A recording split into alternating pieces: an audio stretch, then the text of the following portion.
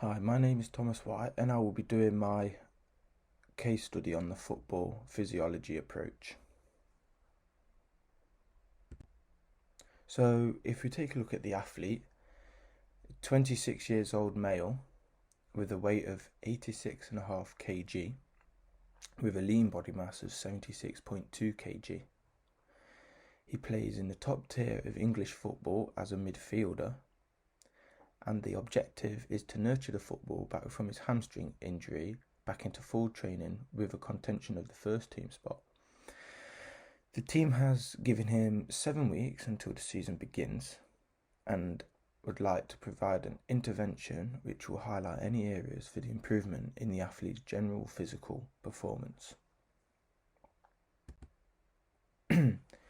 So, looking at some of the sport-specific demands as a whole in football, midfielders is the most physically demanding position on the football pitch, as they usually travel box to box.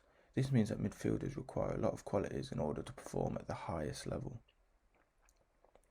A myriad of factors influences the demands of a player, such as a player's physical capacity, technical quality, player position, tactical role and style of playing, as well as ball possession of the team, quality of the opponent, importance of the game, seasonal period, playing surface, and environmental factors. As a midfielder, there are a lot of high intensity periods within the game. The amount of high speed running has been shown to be a distinguishing factor between top class players and those at a lower level. It requires good cardiovascular fitness and aerobic energy system, as average and peak heart rates still around 85% and 98% of maximum values, respectively corresponding to average oxygen uptake of around 70% of maximum. We also need good endurance in order to keep the work rate up the whole of the game, else fatigue could set in and cause a reduction in performance. According to Broik, elite football players cover an average of 11,393 metres a game. Therefore, endurance is of big importance. As one can see in the following graphic, the total distance covered is dependent on the position. One can clearly see that the wide players cover more distance than the central players.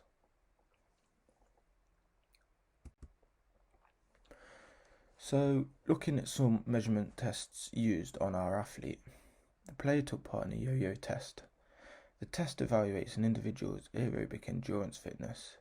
The equipment required is a flat non-slip surface, marking cones, measuring tape, pre-recorded audio, CD player and recording sheets. You can see an example of this in the top right corner, where it shows you how it would be set out. The 505 agility test was another test that we used on the athlete and is a test of physical agility and 180-degree turning ability in a distance capacity, measuring the total speed in seconds to determine the result. The 505 agility test involves a total distance of 15 metres with 3 marked points using cones or visible markers. The counter movement jump is a vertical jump test performed by having an athlete quickly squat to a selected depth and then jump as high as possible. It is the first jump in our force plate assessment and is used to both determine lower body power via jump height and to measure lower limb asymmetries. The Wingate test is commonly performed on a cycle ergometer and is primarily used in an individual's anaerobic capacity and anaerobic power outputs. In its simplest form, the test can be conducted on a mono or bodyguard cycle ergometer and a stopwatch. This test only requires a participant to cycle at maximum effort for 30 seconds, capable of identifying 2 primary measures, one being anaerobic capacity and the second being anaerobic power outputs. VO2 max is the maximum rate at which the heart, lungs and muscles can effectively use oxygen during exercise. This is a way of measuring the athlete's aerobic capacity, which is an important factor when playing in the midfield especially. This is due to the fast-paced nature of the game and the need to play box to box. So moving on to the results of the athlete. When comparing our athlete's VO2 max of 50.9, milliliters. It shows that the athlete's aerobic capacity isn't as high as it should be when compared to other professional footballers. One study looked at the VO2 max of more than 1,500 professional Dutch soccer players over a 23-year period. It found the average player had a VO2 max of 62 to 64 milliliters. Another study showed that the VO2 max of midfielders was calculated at 57 milliliters. This study was to identify associations between aerobic fitness and game performance indicator in elite football. Participants were professional football players. The players were observed over one competitive half season, resulting in 82 game performances. Another finding shows the athlete's counter movement jump had a mean score of 44 centimeters. One study showed that the range of the counter movement jump varies from the best performers with a score of 36.24 centimeters when compared with the worst performers, 20.15 centimeters. This shows that the athlete's counter movement jump is above average when compared to other professional footballers. Looking at some more results from our athlete, the athlete's Wingate test shows his peak power to be 812 watts and his average power to be 474 watts. One study studied 195 male soccer players, performed the Wingate anaerobic test. The results for the players over the age of 22, peak power was 1056 watts with an average of 785 watts.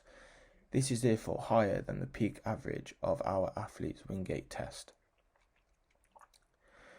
As well as this, the athlete's squat jump was also compared to data from a study looking at the squat jump height. 48 healthy soccer players participated in an off-season randomized controlled trial. They found the mean squat jump height to be 41.8 centimeters. This average is also higher than our average squat jump height.